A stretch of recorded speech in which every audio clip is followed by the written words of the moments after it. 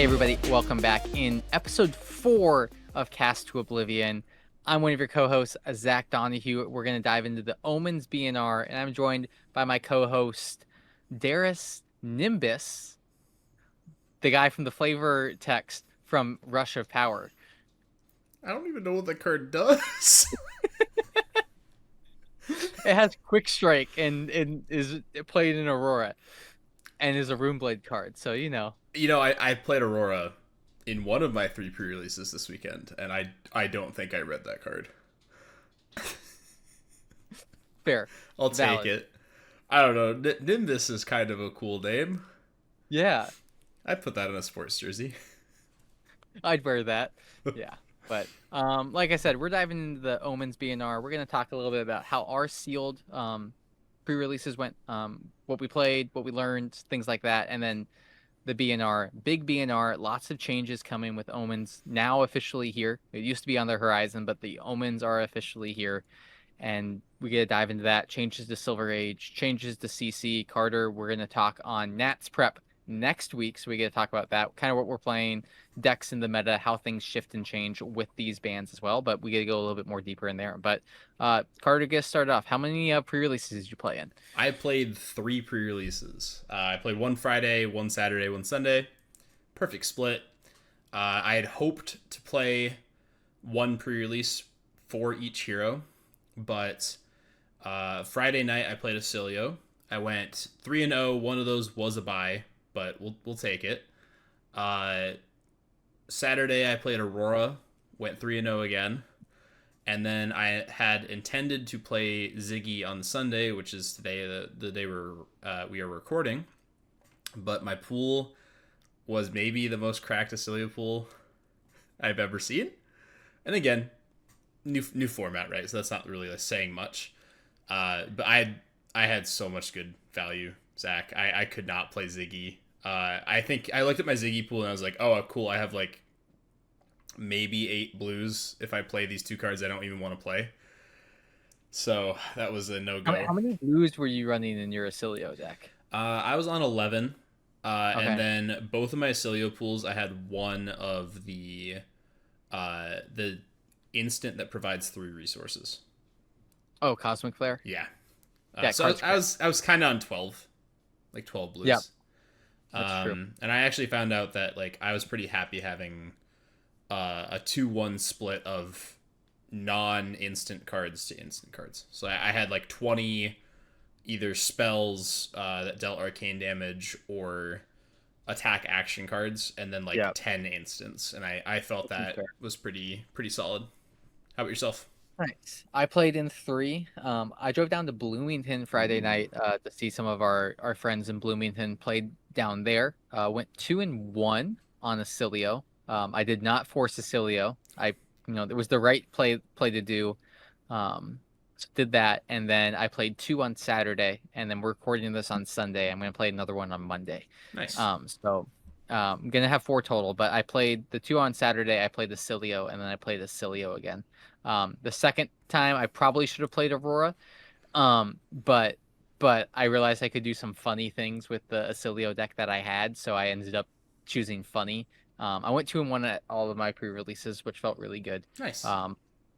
But yeah, there's a lot of fun interactions, and I think it was really cool to see like the evolution of the format of people who played a couple games or a couple pre-releases by the end of the weekend, understanding like, hey, how are you making use of this lightning flow and other little things like that as well. So I think it was a very unique format. I think this format's really deep. It's gonna be Yeah. really interesting to draft this format. Again, I'm getting together with some friends and we're drafting next weekend, so I'll probably Nice. have more thoughts on that. I feel like it's the first time I've actually wanted to draft a set since Rosetta, Yeah, which I is was about to saying something. say you were a pretty big fan of Rosetta Yeah, Limited. I think that just give me a box of Rosetta and let me play sealed with it. Like I think that set was incredible. I Yeah. think there were little things that were maybe frustrating with it, but sometimes Florian just felt a little too strong just because of the way the weapons used work. But yeah, it was fun weekend. Got to play, again, play with new cards, get product, things like that as well. So Yeah. yeah, It was an awesome time. Pre-release as usual went really, really well, and it was a good time. People were opening product left and right. A lot of really cool stuff pulled. Uh, yeah, pretty typical stuff. Out of curiosity, how many Ziggies did you play against? I played one my first round on Saturday, and I never saw another one for the rest of the day. I didn't play a single Ziggy this entire weekend. Yeah, Nine it was the games. most interesting matchup I ever played. So I was playing against Jimmy. He's been playing for about a year. Sweet. And Ziggy's a complex hero. Let's say Yeah. what it is. Yeah. And so Jimmy was, he was asking a lot of questions about the back and forth, and I was explaining it to him. But like I realized at one point in that game, it's like I might not have enough damage. I had that realization. I was like, oh, there is a world where I get fatigued. Mm-hmm. Um, and because of the way the ward auras work and being able to bounce things and this a bunch of things like that as well. Also like the fragment cards that like they can get additional. We talked about this last week when we kind of reviewed the whole set, but like sometimes like when a card fragments and deals arcane, that's not a good thing. It's not good to fragment that card. Yeah. It's not good to fragment probably like any of the cards, but like it's very interesting. So I felt like I was forced in this position to really utilize my equipment and the prevention effects, and then be able to throw efficient numbers and kind of strip down their ability to make use of their cards in hand. And eventually I was able to get there, but it was a very stressful game because I realized I'm like, oh, I can get fatigued. Yeah. And I think what makes Ziggy unique in this format is Ziggy can legitimately fatigue Acilio. Yeah. It's And that's probably your game plan into that matchup. You it's you have the tough. prevention to get there. Um, I imagine you need to be activating Volzar pretty much every time that you every possibly Yeah, can in order to ensure that yeah. you're not getting fatigued. Yeah. I I mean, it also helped that I had three of the untapped Volzar weapons, so I was able to amp something like I think it was four times that seems pretty off good. of off the same activation because of the play this untap wall and then Yeah. do the thing a bunch of times, which was really really funny. But like Zig is very interesting in this format. I'm excited to see that deck evolve in a sealed environment and also just Yeah. whatever I people I cook up. honestly think that Ziggy in sealed is not nearly going to be what Ziggy is in draft. Mm, Right? Because we have a 3 hero format and in an 8-person draft pod. I would not be surprised to see pools three split. three two. Yeah, it's gonna be 3-3-2, and the question for me, I think Acilio is for sure gonna be a 3 of. I just wonder whether or not Aurora is gonna be the 2, or if Ziggy is gonna be the 2. I wonder if there's a world where it's 4-2, 4-3-1. 4-3-1 Like seems nuts. I don't yeah, know. like and like I could see a world where like people aren't playing Aurora. But like that's Yeah, that's a different point. We can talk about our thoughts on draft yeah. another time. Heading into We got to get Nats our thoughts next on this BNR going next on because episode. there's a Yeah. lot to talk about here. So, yeah, BNR came out on Thursday of last week. So that was, I believe, May 28th. 20, 28th? It was 28th 28th. in the US. I think it might have been a day ahead of schedule, technically, in New Zealand when they posted it. Um, this is the biggest BNR I've ever seen. Uh, and that's only because it has Silver Age and Classic Constructed included in it. Obviously, this is not the book banning BNR that banned like 8 or 9 different cards. Uh, so let's just dive right in because this would be a super long episode if we just kind of got caught in the weeds here. So let me unmute this for the visual image. Sweet. All right, so classic constructed changes are actually the ones that are obviously more interesting when heading into nationals and thinking about nationals. But the Silver Age bans are actually the ones that I would argue are the more interesting things to talk about. Funnily enough. Yeah, I agree. So going We through also these, knew all of these bands were coming. yes, at least the classic constructed ones, yeah. Yeah. So Chain of Lightning Valley, banned, get it out of here. We don't like drawing cards. It's 2026.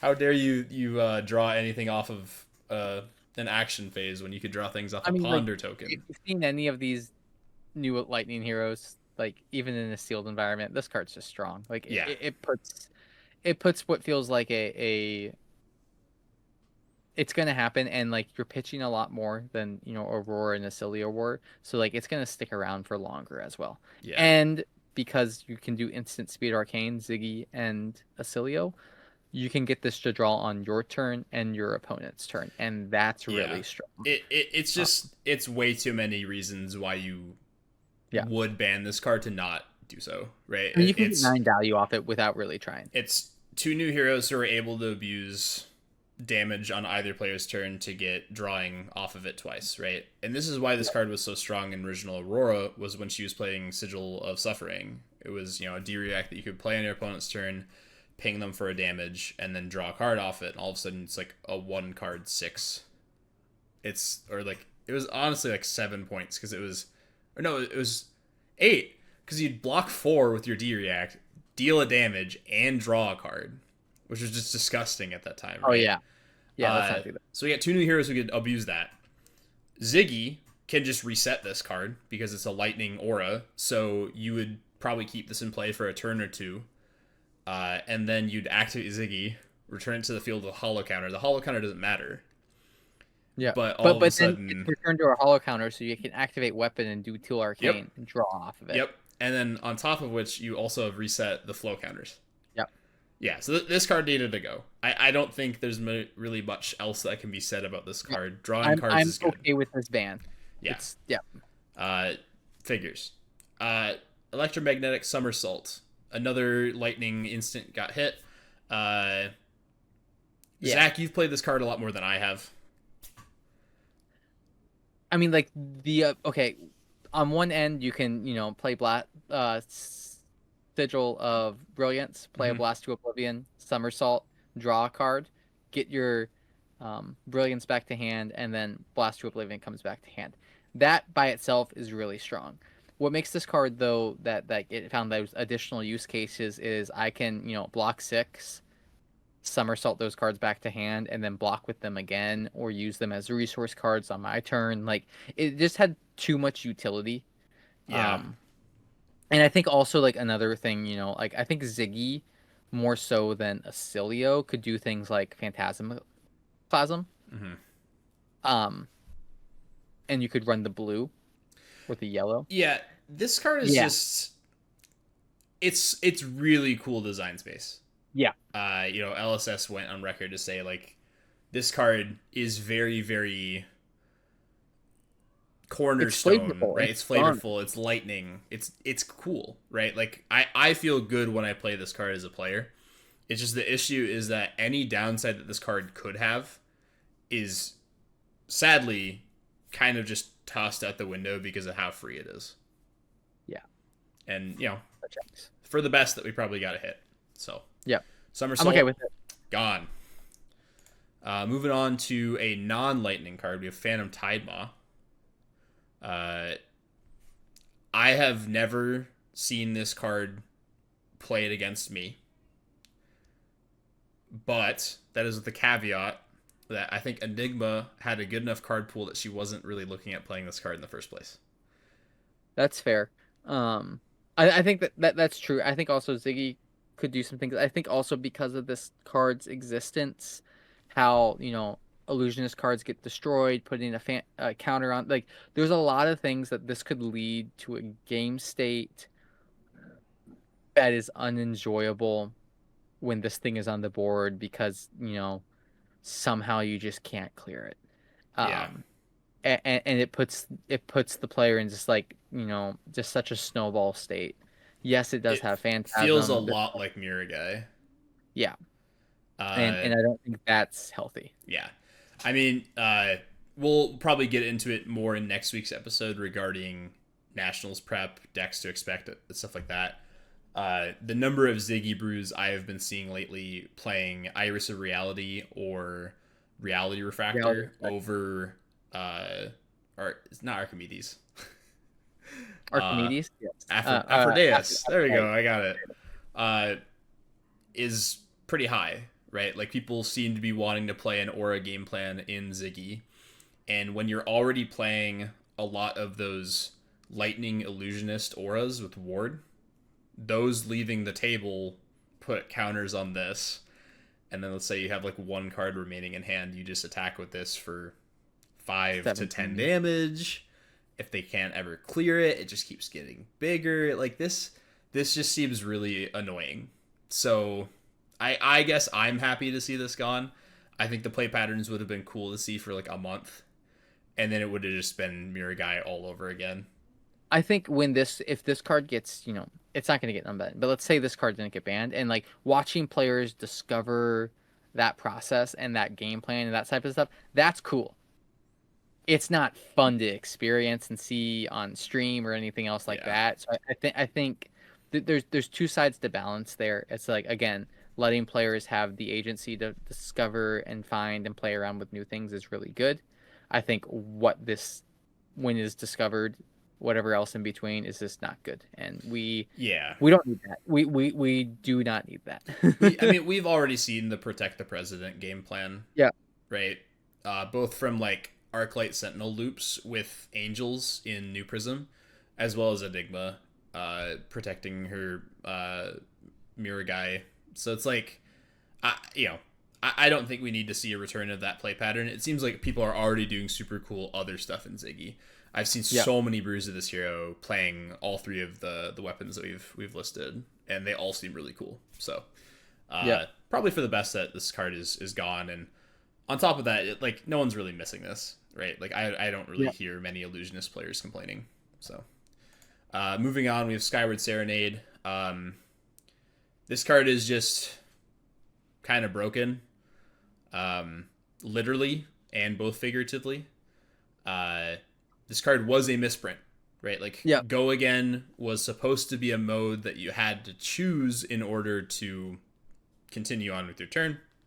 So, this card would have been like a chain ender sometimes, where you'd like create an embodiment of lightning token, and then, well, actually no, I guess you can't chain end at that point. But the point being with this card, right? Create an embodiment, go again, and Yeah. then you would have an embodiment on something else. Like, It's a mistake, yeah, right? I see why the choose two, like the three that are there and choose two, like, okay, cool. Like you can kind of play around a little bit, but like when there were four there wasn't go again. You could get go again off of this if you like Arc Lightning, Skyward Serenade. Now it has go again, things like that. Like it forced more agency from the player with about the line that you played.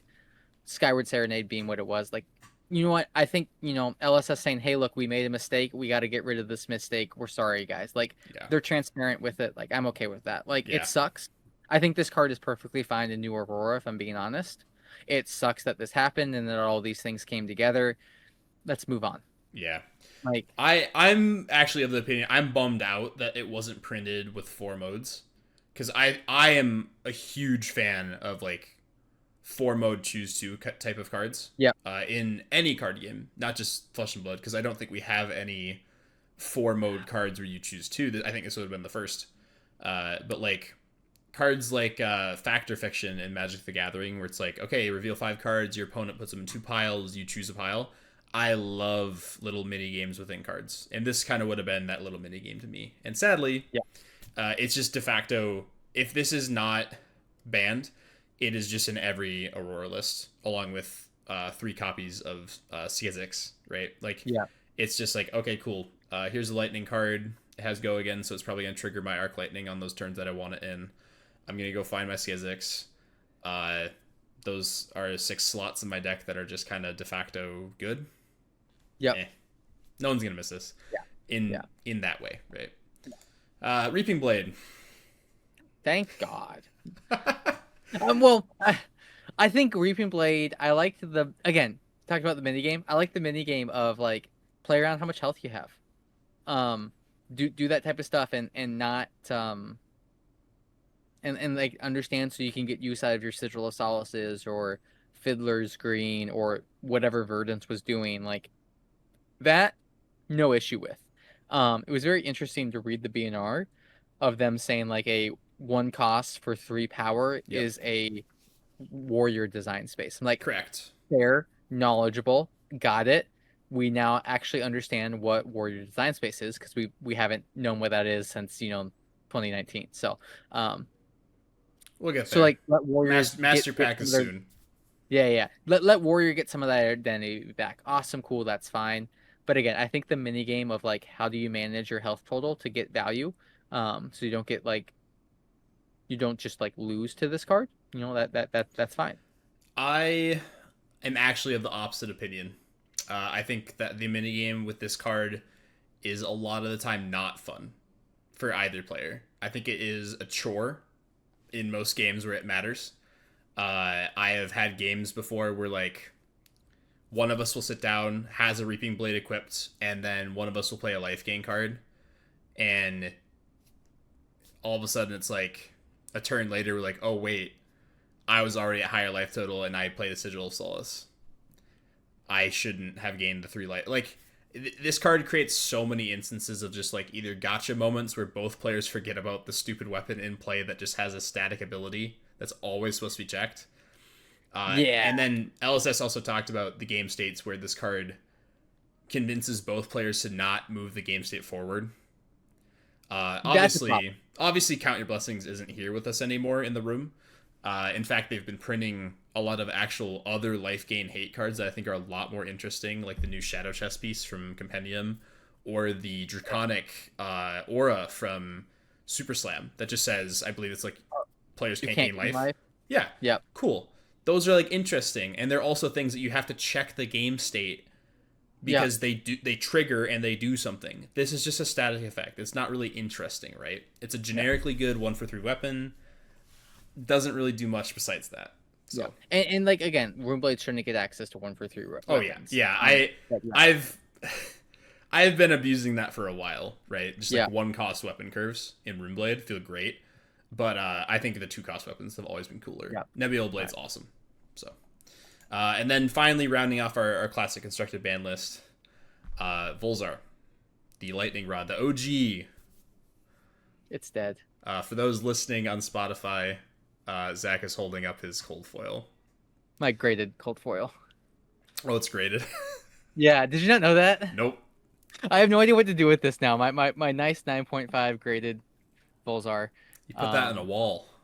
Yeah, I might. Okay. So I'm sad, but also like, yeah, this is probably a good idea. Like, Yeah. if you read half of the cards or like one card in Omens, you're like, yeah, this makes sense. Cool, that's Yep. fine. I think they talk about it in the BNR, and I've talked to a lot of people about this. Carter, I'm sure we've talked about this. Like, Acilio, original Acilio played around the surge mechanic, and Amp worked really good with that mechanic, and it made you play this little mini game of can I get enough Amp to then present this surge effect and make you care about it.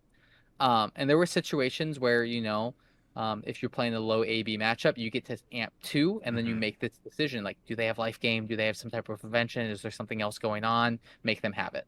That was fine. But then when you're doing things like send Gone in a flash 17 times, bounce a Sigil of Brilliance with Blast to Oblivion, XYZ, whatever else it may be, and you get Volzar to 10, 11, 12, and then you send a Comet Storm for 24. Yeah, we don't need that. Yeah. So like it's hard to find the balance, and I think it's I'll admit this as someone who probably abused this card probably more than anybody else.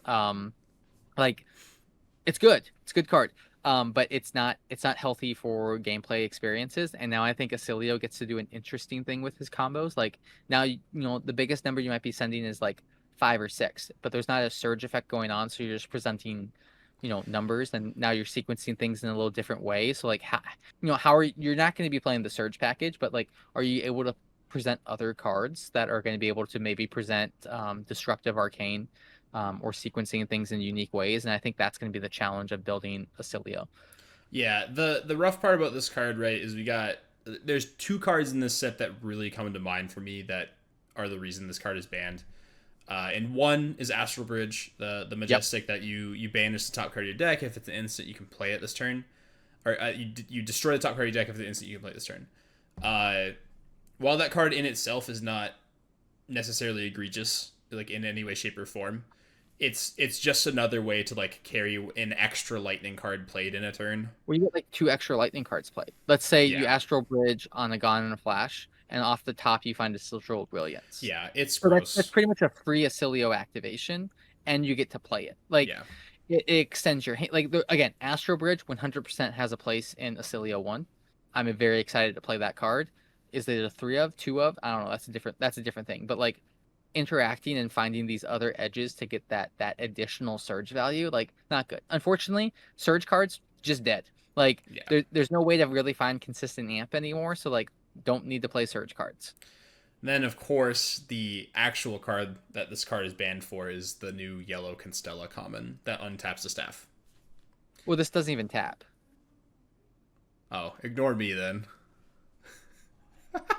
Yeah, it's. I mean, like, It goes I to think show how much I know about Acilio when I'm like, oh yeah, you tap Volzar, right? Like you're supposed to tap it, like that's the no. other issue is it's the thing. Again, I think what made Volt original Acilio really strong is like he can activate his ability on both turns. Mm-hmm. Um, weapon can be activated on both turns, things like that. Like, and and you always have a sigil on board. I guess the part I laugh at, I guess, is uh we've reached the design point where I have now psyoped myself into believing that Rosetta heroes had tap abilities. Like every Acilio I ever play against just moves their character sideways whenever they discard an Oh, instant to draw a card, or they like push it upwards or do something with it. And it's the same thing with Volzar where they turn it sideways. I'm like, oh yeah, they tapped the card. Surely that means that they activated the card, right? nope. So no, when I saw that new I mean, comment with the the fact that untap you a now have staff, tap as a mechanic, um, gives more design space too. Like, yeah, you can do more interesting things. So more edges there. But those are the big CC changes. I think we kind of touched on all the points. Like, if Volzar was legal, I think we'd be seeing Acilio be the best deck in the format. And when I say best deck in the format, I mean like 40 to 50% of the room. yeah, he would have been And gone. that's not healthy. He would have been gone very very fast. Which maybe is for the best because again, Rosetta is proving itself as a set of Florian's gone, Aurora's gone, Verdance is gone, Acilio is still very very strong, and if he wouldn't have had any hits from this set, he probably would have speed ran LL. Yeah. So not many decks that can really deal with that on a card for card basis. So No. overall, like what are your thoughts on Classic Constructed Ban? I'm fine with everything. I mean, I'm fine I'm with everything. happy. I'm happy with Reaping Blade actually. I mean, like again, I'm gonna miss my Volzar, but it's so okay. Like it's like you get to do some fun creative things with the hero now, and I'm excited to do that as somebody who's played the deck. God knows how long since it came out. mhm. So I guess I'm interested to see whether or not amping as mechanic for surge effects is just dead now, like you kind of said. I would love to try and brew some form of Acilio that is trying to still play like tall surge effects, but I think it is you have to I work mean, you if have you to work figure that for it. out, let me know Yeah. because like even high voltage amps 1. Yep. So I mean technically it amps 2 off of new staff because it goes to grave. So like it's really hard to find those edges. Yeah, it's rough. Um, So, yeah, and, you know, and, and I think that's fine. I think put that's put fine. your mind warps away. They'll be back Yep, eventually. I think they're in my binder. Don't worry, they're tucked away along with my etchings of Arcana. Yeah. You know, enough can infinitely many things can be said about the classic constructed BNR stuff. I feel like everyone has kind of chatted about it at this point. And the real stuff, the real meat of the issue will be talked about in next week's Nationals episode, right? Is like, okay, we have the BNR. We expected the BNR. Where actually are we? So, Yeah, moving on, the reason that this BNR is so large is because we have all of the Silver Age stuff to talk about too. yep, This is the first season that we've had actual votes for heroes getting benched, and as a result, we have now benched Ira, Crimson Haze, Kano, and KO. Not the original, but the consistent good one from Heavy Hitters. I'm not surprised by any of these. no. I think there was a little surprise that Briar didn't get banned. Um, I I thought Briar was fine. Sometimes she just kind of did the thing with lightning press and burn up shock. I'm like, cool, good for you. Hmm. Um, I but it is what it is. I felt like We'll for get me, into it that felt like more in a bit KO. here Yeah, because there are some unbans for Silver Age. yep. Uh, Briar, as she was, I don't think was as egregious as Ira or KO, and What especially as what Briar Kano. became, what Briar became after the burn Yeah, up shock lightning press fine was perfectly fine. Like yeah, that, I think that's a strong deck in Silver Age, and if that's what a strong deck in Silver Age looks like, I'm happy with it. yeah.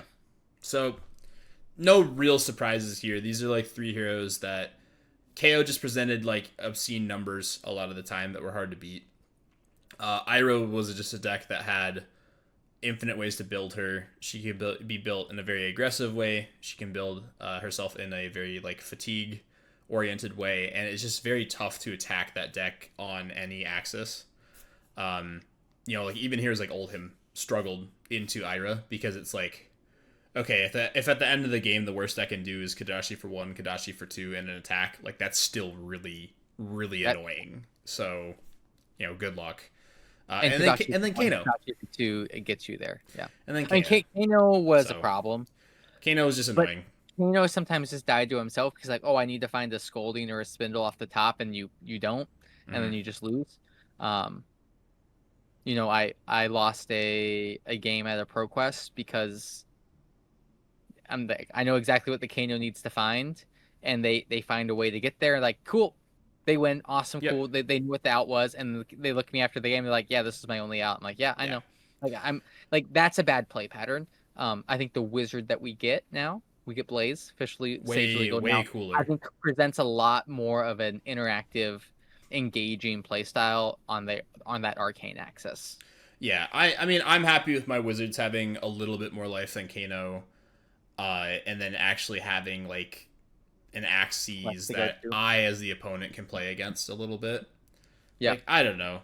Kano sometimes just would be at 1 life and then all of a sudden you're dead. yeah, So that's pretty much. Yeah, and that type of polarizing play is always going to result in that hero getting benched in these Silver Age votes. yeah. If I there's do think. the same thing with Blaze, I would imagine she gets hit next season.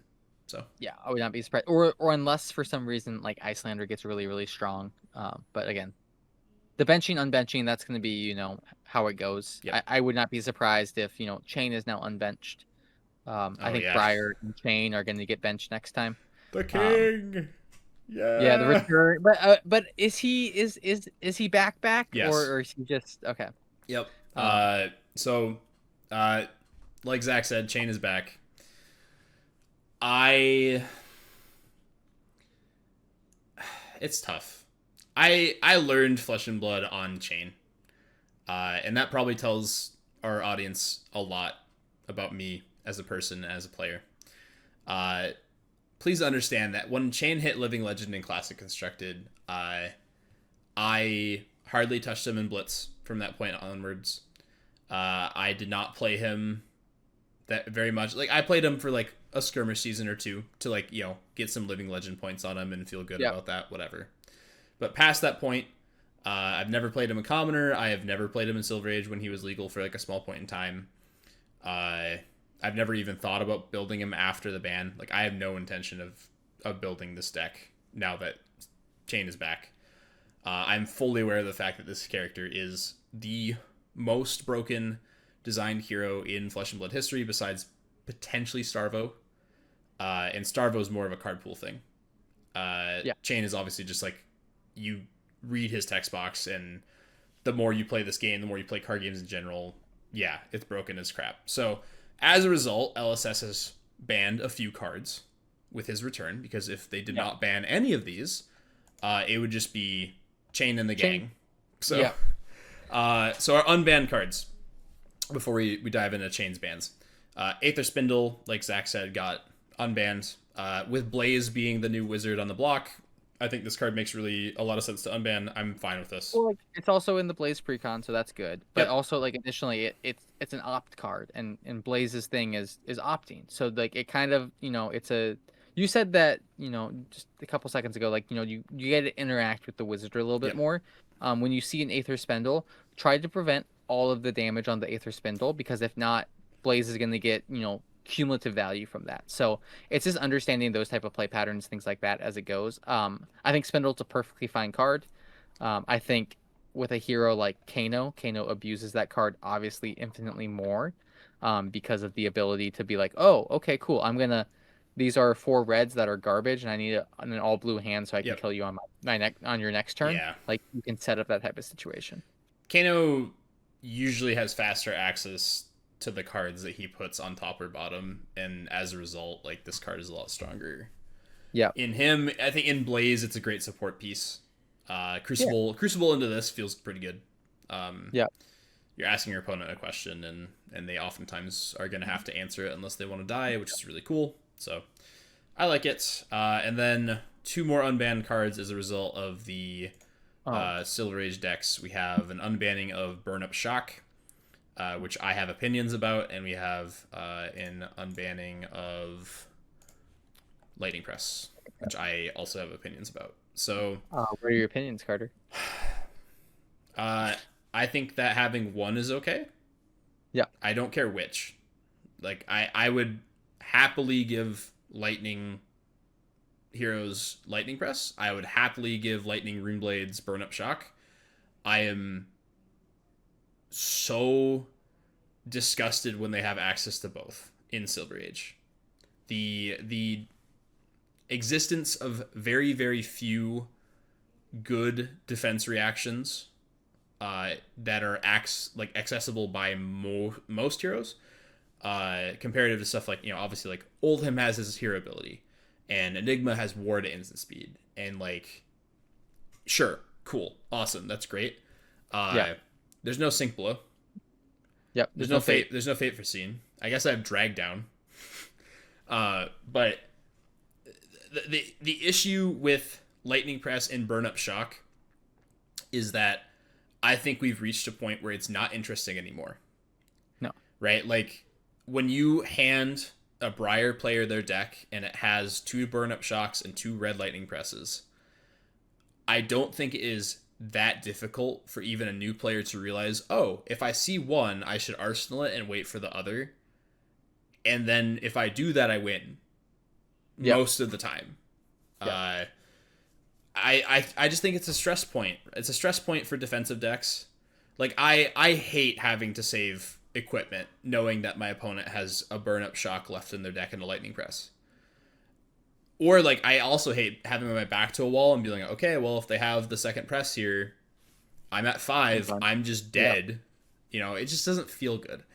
Yeah. And my understanding by itself is fine. Yeah, right. Like, I'm fine with either of these on their own, but when they're both together on the same turn, it feels so bad. Because all of a sudden it's like, okay, cool. Well, I haven't seen Lightning Press yet. Okay, so I'll overblock your first attack action. Yeah. Okay, well, that one had go again, so now they attack you a second time, and you overblock for nothing.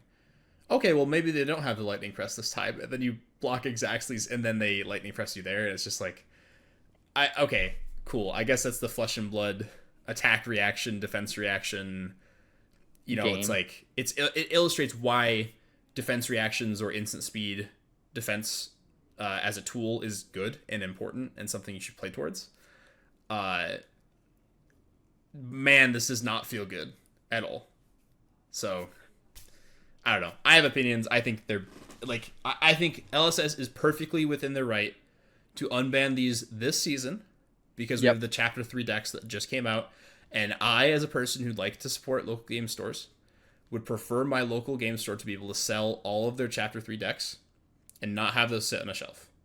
Yeah. I have seen so many Monarch Blitz decks or Uprising Blitz decks sit on a shelf on LGS, on a storefront area forever. Yep. Because obviously those products were kind of bad back then. They're not great at all. I think everyone can kind of agree with that statement. Yep. But if they had continued to have Lightning Press and Burn Up Shock banned, and then had an LGS receive Briar decks with their order, and they either just sit there on the shelf because they're not playable for new players, and old players aren't getting anything from them, they just sit there. So whatever. From my opinion, let Briars have this season. Yeah. Because I guarantee you, Briar is most likely going to get hit next season by the community vote. And I also would not be surprised that when Briar returns, Yes. both or one of these cards get hit.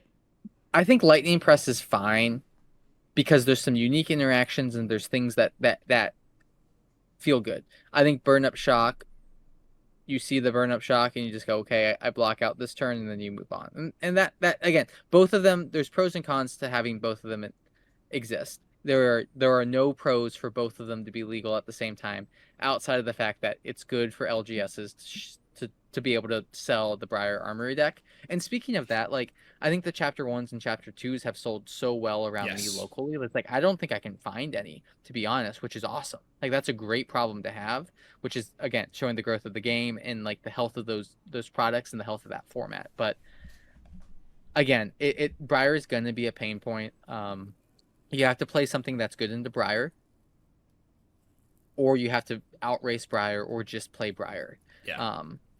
It's rough. That's Sage right now, which it is what it is. I do wonder if, maybe there's potential to see some Sage changes before skirmish season, which is in August. But again, that's 3 months out. Yeah. So we'll figure that out. We have national season, right? So it's like Silver Age is kind of on the back burner for a few months. Yeah. So yeah, which is fine. Which if people want to do this silly stuff and their stuff, awesome, cool. But those are the unbans. Yeah. We got 6 bans. 7. 7. We got Volzar's banned again. Volzar's banned everywhere because that card's broken, as we talked about earlier. So we don't need to talk about that anymore. Volzar got hit. Turns out the card's good. Well, Chain's back, right? So we had to hit some cards from Chain. Beckoning Haunt got hit. Great Runeblade arm piece. Chain's hero ability is able to give the active ability of Beckoning Haunt go again. I never thought of that. It's a Runeblade action. So this card is just like, it kind of dies for the sins of Chain's hero ability not specifying attack action, right? Because like Chain can give your weapon go again too, by the way. Yeah, which is stupid. And read the runes. Yeah. So the thing about Beckoning Haunt is like, okay, cool. I think this probably needed to go if Chain is still legal. Am I sad? Yes. Did I play this in Viscerai? Absolutely. Can I run other arm pieces? Yeah. I guess. That's fine. I don't know. I just like my cold foil. So, valid. Deathly Delight, right? There's 2 builds of Chain that are very good. There is Boomer Chain, which is the old school variant that I played a long time ago. And then there's Runegate Chain, which is the variant that saw success in both Living Legend format as well as Sage originally when this format was pitched. So they started hitting some of the Runegate attacks. So Deathly Delight got hit. 2-cost Runegate card that can potentially gain some life. And then on top of that, I think Phantom Wraith got hit too. Phantom Wraith, yep. Phantom Wraith. So both 2-cost Runegate cards got hit. I think that's probably for the best. Makes sense. And then you have... What's also interesting with the Runegate cards is they're the 2-cost Runegate cards. So it's a lot easier to make 2 rune chants than it is 3 rune chants. Mm-hmm. So now you're forcing, if you're playing that Runegate Chain version, you're going to have to kind of build up that density of rune chants to be able to get that value going. So it's a good play it's a good play to kind of make that happen. Yeah. And then we also have good old Ebonfold. This card is broken. Good. It's so good. Again, it's just like if Chain goes second and you're not presenting enough damage, Chain just activates his headpiece, puts a card in Banish, and essentially starts with a 5-card hand. It's really good, turns out. Yeah. Flourish also got hit. So if just we the have yellow, right? Or both? No, it's both. If we have Burn Up Shock legal with Lightning Press, this card needed to go. Because Briar was really abusing the fact that you could go a vanilla attack that's not pumped, hold the Lightning Press back, and then go your second attack. And then the way Flourish works is that all of a sudden now your Lightning Press is giving +6 over the top on a Burn Up Shock turn. And it's just like, okay, cool. Yeah. We figured it out, guys. Yay. It's like... I mean, Yeah, it's a fun thing to have in like a first strike deck yeah, to like learn some of these unique interactions and how these things work. But like when you're play like again, if you see a flourish and then you see an attack and you're like, oh, yep, I know what's coming. Like it just yeah. forces you to overblock on things that you shouldn't really be having to overblock. Yep, Like, yep. um, it feels bad, but like again, I think all of these bands, I think Chain's still going to be strong. Yep. I think Chain can like Boomer Chain, that variant you were talking about. You know, you can play Seeds of Agony. You have the Blood Debt cards. Like you can make use of that and set up. Yeah, it's not as fast. It's Is not as Seeds aggro. The Seeds is legal? legal. I'm fairly certain. Wow.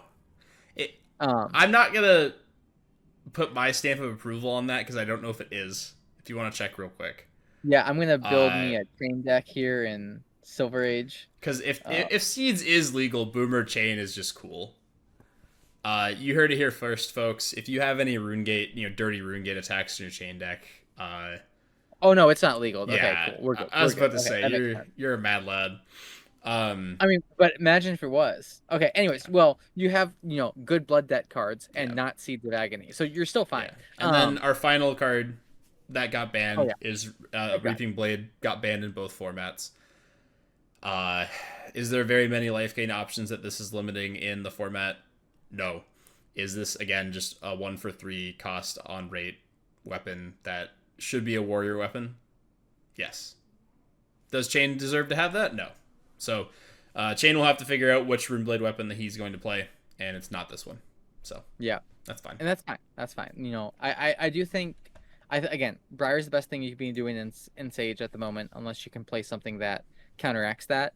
But again, Sage is on the back foot right now. We got Nats Yep. season coming up, so people are going to be playing a lot of Nats. Pro Tour, that's in July. uh, July, is going to be a draft format again, and then the next time we're really going to see Silver Age is skirmish season, which is perfectly fine. Or showdowns. But yeah. Yeah, but again, like, but they're not going to be as prevalent. There's not going to be the same level of global play, for the lack of a better Yes. term. Yeah.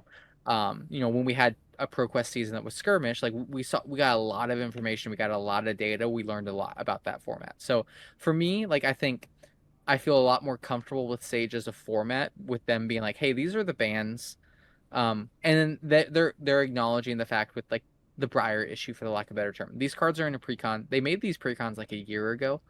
Um, Understandable. Like they Yeah. wanted them to be strong. They gave us a strong card, so like it helps us see and kind of align with the LSS philosophy in that regard, which is good. But like also at the same time, like if you want to win something in Silver Age, play Briar. Yep. As someone who's worked in print publications, both for like yearbook and newspaper, and then also worked with like board game stuff, uh, unfortunately, print schedules do get in the way of card game erratas and bannings, right? Like putting a card in a product. Sometimes it's part of the schedule.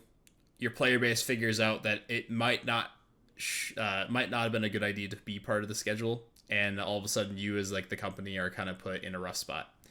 Uh, Give these companies a little bit of love. Give them a little bit of patience. LSS is a company of integrity. They are willing to accept their mistakes and be held accountable for them. Silver Age seasons being only 3 to 4 months, like, sure, is it egregious that Burn Up a Shock and Lightning Press are both going to be legal for the next season? Yes. I'm sure either partway through this season, either before skirmish season, like you said, or at the end of it, those two cards will get hit. Like, Yeah. it's the type of thing of, hey, give them some breathing room. So Yeah. And I think again, Silver Age it's very new, and like how they want to ban it and what they want to do with it is like, again, community votes. I think that's an awesome thing. Having heroes rotate, I think that's great. I do wonder, is like 3 or 4 benchings enough? Like yep, that's a different point. But again, like I would love LSS to be like, okay, cool. You guys voted for these 3 heroes to come out. We're taking these other 17 heroes out. You guys have a pool of 20 heroes. Good luck, have fun. Figure something out. it's Like, experimental. They can do yeah, whatever they and want. I would love to see that. Is that going to happen? No idea. Does Yeah. Brian Gottlieb listen to our podcast? Not yet, but when he hears this, there's that idea, you know. Um, it's just thoughts there, but I do think like Silver Age is, yes, it's a competitive format, but it's also supposed to be a fun format. So like finding that balance and making it accessible to new players and the player base as a whole, it's a hard act to fall. It's a hard act to do. Yeah. So, and again, it's experimental. They'll figure it out as they go. They're willing to listen to the player base. They've proven that with like the voting system. Put a little bit of trust in LSS. They do right by us 99% of the time. So Agreed. Definitely not a Wizards of the Coast or Hasbro, if you will. So yeah. Anyways, Rough. This has already been a 50-minute episode. Yeah, our 45-minute episode became a 50-minute episode. So, without further ado, we just want to say thank you guys so much for all the support that you guys showed on our last episode. Holy crap. If you guys want to see more of this content, click that subscribe button. Like the podcast. Click the like button. Comment down below. Share it with friends. Share it with your mom. She should play Flesh and Blood. It's a great game. Do click all the bells and whistles. Discord is up and running. Is that? Not yet. Not yet. Okay. Coming soon. But it will be, and you can ask us questions about what we think about stuff. Yes, coming soon. Because we do want to do more community questions and stuff like that. So yeah, sounds like a good time. But without further ado, thank you guys so much. I am Carter Barton, one of your co-hosts. I am joined by Zach. Hi, I'm Zach. Find us. We're leaving now. Find us on Revel and Wraith or Revel and Wraith or Sigil something. And we'll see you guys in the next episode. Episode 5 will be covering Nationals. Nats, prep, other things like that as well. It'll be good. Yes. So without further ado, see you guys next time.